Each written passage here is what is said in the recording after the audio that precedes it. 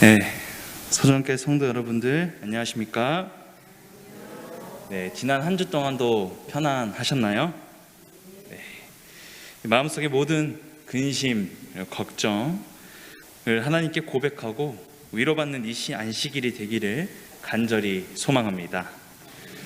오늘 유일한 여호와 하나님이라는 제목으로 우리 성도님들과 말씀을 나누려고 합니다. 이 사람들은 종종 상처를 받곤 하죠. 또 마음이 속상할 때가 있습니다. 왜 사람들이 서운해하고 상처를 받게 될까요? 대부분의 이유는 사람들이 자신을 무시하거나 자신을 알아주지 않기 때문이죠. 다시 말하면 사람들이 받는 상처는 대부분 자기 자신에 대한 것입니다. 여러분, 우리 자신이 그렇게 중요할까요? 물론 자신을 소중히 아끼고 돌보는 것 또한 중요한 일이지만 자신을 지나치게 중요하다고 생각한다면 그 사람은 아직 거듭난 그리스도인이 아닐 것입니다. 이 거듭난 그리스도인들은 사람들이 자기 자신에게 어떻게 하는가에 대하여 그렇게 신경 쓰지 않을 것입니다. 거듭난 그리스도인에게 있어서 가장 중요한 분은 바로 예수 그리스도이십니다.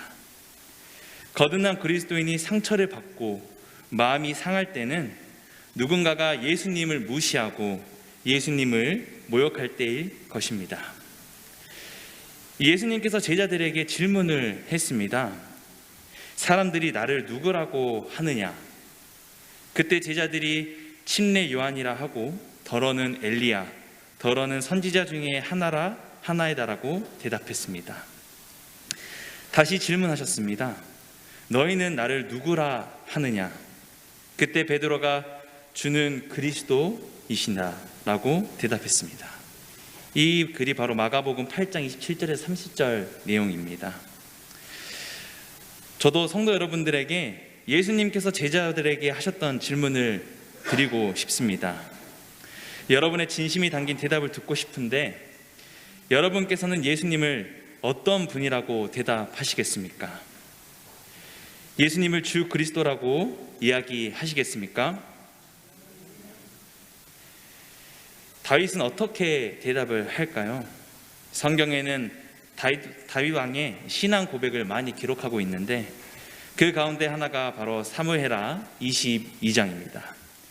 그 가운데 저는 오늘 32절에서 37절을 통해서 이 다윗 왕은 하나님을 어떻게 경험했는지 살펴보려고 합니다. 본문 말씀 사무엘하 22장 32절에서 37절을 다 같이 보시도록 하겠습니다. 제가 봉독하도록 하겠습니다. 여호와 외에 누가 하나님이며 우리 하나님 외에 누가 바이뇨? 하나님은 나의 견고한 요새시며 나를 온전한 곳으로 인도하시며 나의 발로 안 찼은 발 같게 하시며 나를 나의 높은 곳에 세우시며 내 손을 가르쳐 싸우게 하시니 내 팔이 노화를 당기도다. 주께서 또 주의 근원의 방패를 내게 주시며 주의 온유함이 나를 크게 하셨나이다. 내 걸음을 넓게 하셨고 나로 실족지 않게 하셨나이다. 저는 오늘 다윗이 발견한 세 가지의 하나님의 모습을 이야기하려고 합니다. 어떤 모습으로 나타나 주셨을까요? 첫 번째는 바로 유일하신 하나님의 모습이었습니다. 여호와 외에 누가 하나님이며 다윗은 여호와 외에는 하나님이 없음을 고백합니다. 이 고백할 뿐만 아니라 오히려 독자들에게 반문을 하죠. 여호와 외에 누가 하나님이냐? 이 표현은 여호와 외에는 어떤 신도 없음을 강하게 주장하고 있는 것입니다. 우리 성도 여러분들도 다윗처럼 같은 고백을 할 수 있으시죠? 다윗의 이 고백을 통해서 첫째 계명을 생각하게 됩니다. 너는 나 외에는 다른 신들을 내게 있게 말지니라. 이 첫째 계명의 의미는 무엇입니까? 첫째 계명은 우리에게 이렇게 말합니다. 오직 여호와께서만 최고의 존경과 경배를 받으실 자격이 있음을 선포합니다. 사람은 어떤 다른 대상물에게도 이 애정과 봉사의 첫째 자리를 주지 않아야 한다는 것입니다. 이 하나님께 대한 우리의 사랑을 감소시키거나 마땅히 그분께 드릴 봉사에 방해가 되는 것을 우리 마음속에 품는다면 우리는 그것을 신으로 만드는 것입니다. 현대 그리스도인들에게도 신이 참 많은 것 같습니다. 돈신, 명예신, 남편신, 아내신, 혹은 친구신, 또는 오락신, 휴대폰신. 그런데 그 어떤 것도 제대로 된 신이 아닙니다. 그 이유는 그 어느 것 하나도 영원하지 않기 때문입니다. 통장만 보면 돈은 들어오자마자 바로 나가는 것을 볼 수 있습니다.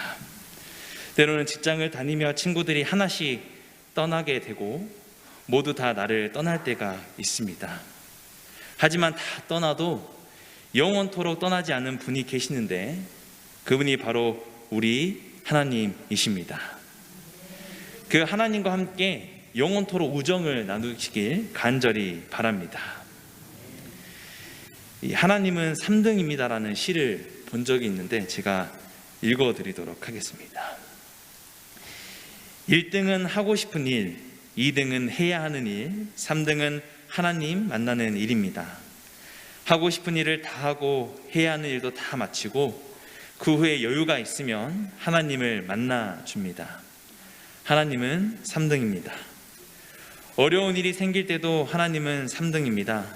내 힘으로 한번 해보고 그래도 안 되면 가까이 있는 사람에게 도와달라고 하고 그나마 안 될 때 하나님을 부릅니다. 하나님은 3등입니다. 이 거리에서도 하나님은 3등입니다. 내게 가장 가까이 있는 것은 내 자신, 그 다음 내 마음을 알아주는 사람, 그 다음에야 저 멀리 하늘에 계신 하나님이십니다. 하나님은 3등입니다. 그런데 하나님은 나에게 1등입니다. 무슨 일이 있어도 내가 부르기만 하면 도와주십니다. 내가 괴로워할 때는 만사를 제쳐놓고 달려오십니다. 아무도 내 곁에 없다 생각 들 때는 홀로 내 곁에 오셔서 나를 위로해 주십니다. 하나님은 나에게 언제나 1등입니다. 나도 하나님을 1등으로 생각했으면 좋겠습니다.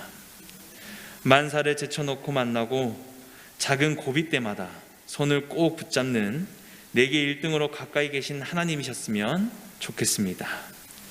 내게 1등이신 하나님을 나도 1등으로 모시고 싶습니다.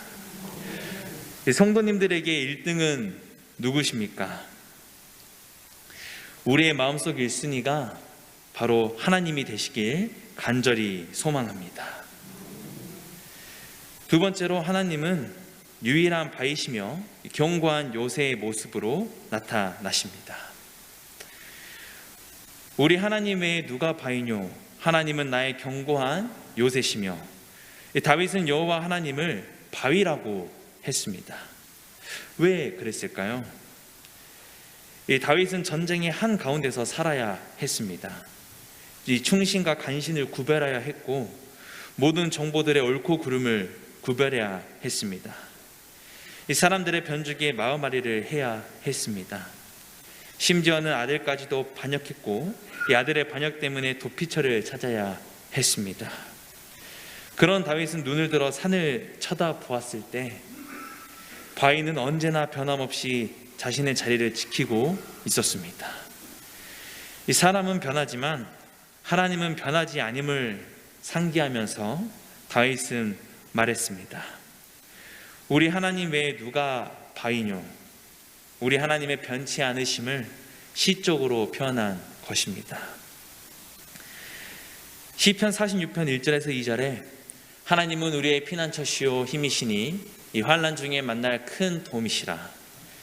그러므로 땅이 변하든지 산이 흔들려 바다 가운데 빠지든지 바닷물이 흉행하고 뛰노든지 그것이 넘침으로 산이 요동할지라도 우리는 두려워 아니하리로다.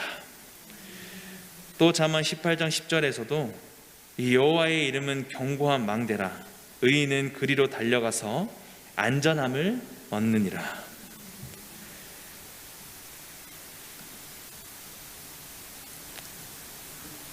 시대의 소망에는 우리는 유혹자의 세력에서 우리 자신을 구할 수 없다라고 이야기합니다. 사단은 인류를 이겼다.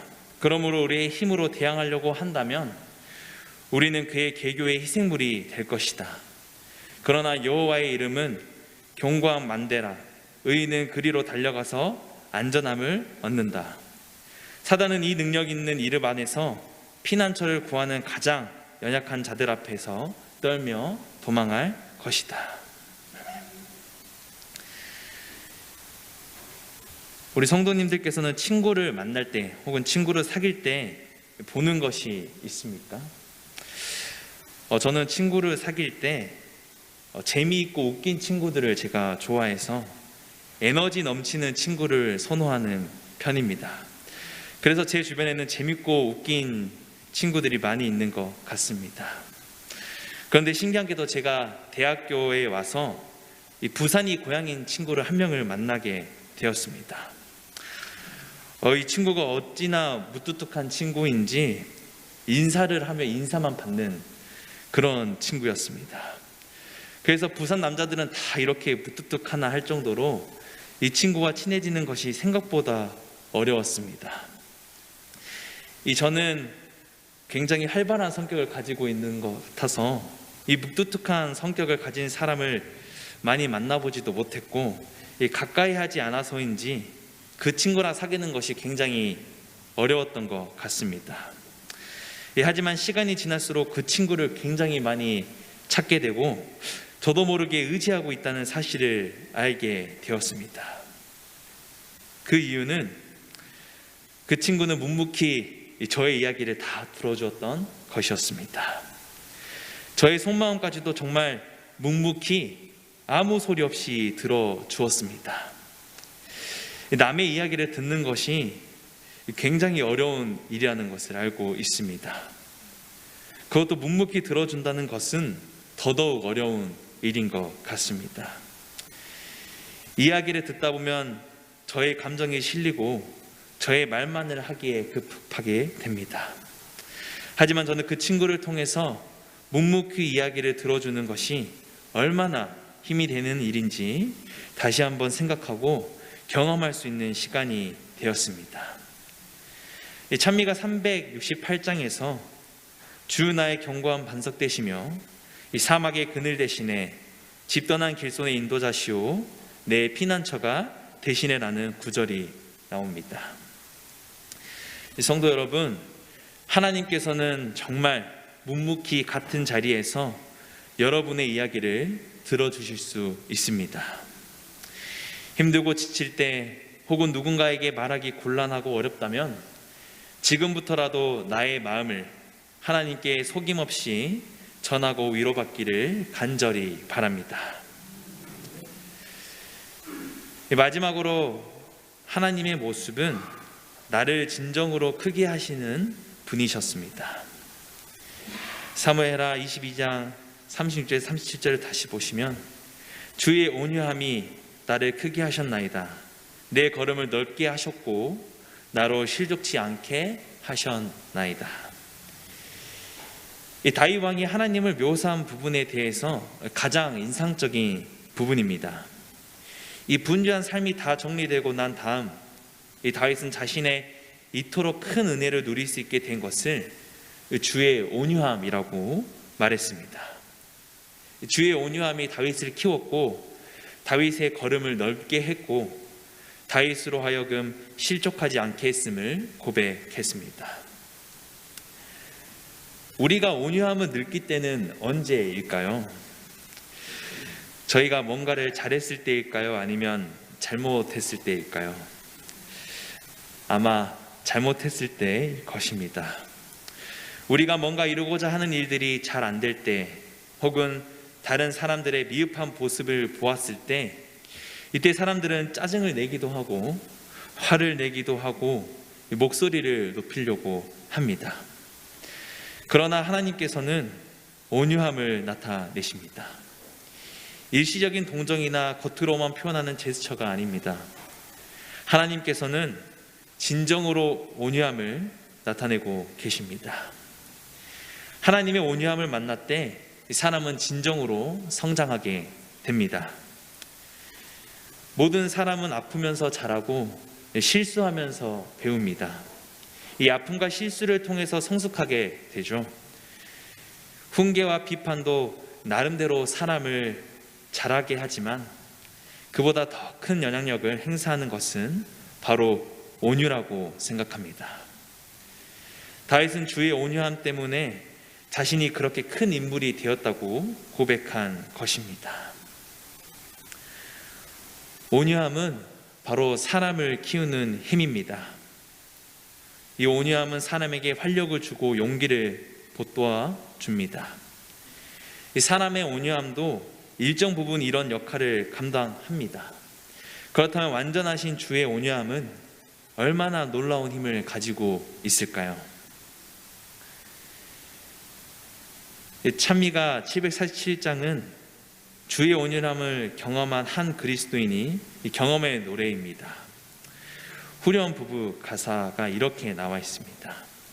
내가 영원히 사모할 주님, 그 부드러운 주 모습을 곧 대하고 그 후로부터 내 구주로 섬겼네. 이 찬미가 작사자는 부드러운 주님의 모습을 대면하자마자 내 구주로 섬겼다고 고백합니다. 온유함에 놀라운 힘이 있습니까? 이 카리스마가 있다라는 말을 들으면 사람을 끄는 힘이 있다고 생각을 보통 하죠. 반면에 온유함은 이 사람을 끄는 힘이 별로 없어 보일 수 있지만 실제로는 매우 강력한 힘을 가지고 있습니다. 나의 마음이 온유하고 겸손하니 나의 멍에를 메고 내게 배우라. 그러면 너희 마음이 쉼을 얻으리니. 마태복음 11장 29절 말씀이었습니다. 나와 함께 하나님의 영광과 인류의 향상을 위한 봉사의 멍에를 메라.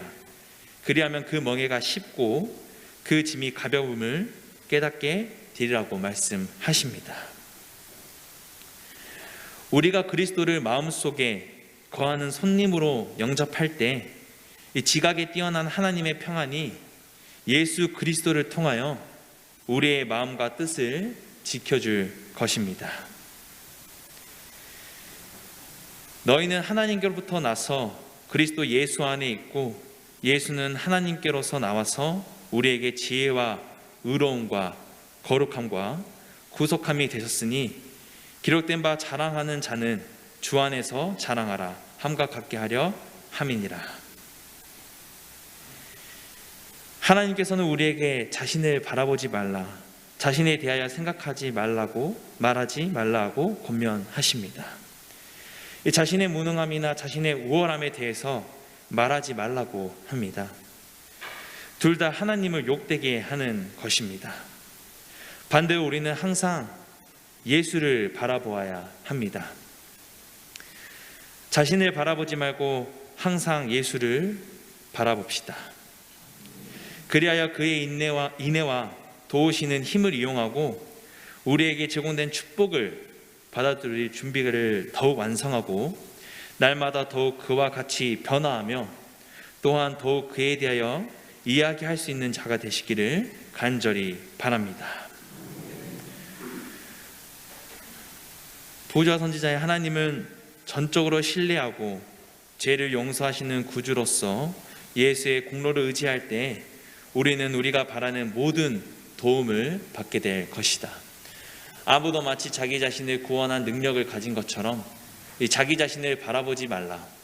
예수께서는 우리가 이 일을 하기에 무력하기 때문에 우리를 위하여 죽으셨다. 사랑하는 소중한교회 성도 여러분, 예수님을 깊이 생각하시게 되시길 간절히 바랍니다. 기회가 있을 때마다 예수님을 높이시길 바랍니다. 호흡이 끊어질 때까지 예수님을 찬양하시길 바랍니다.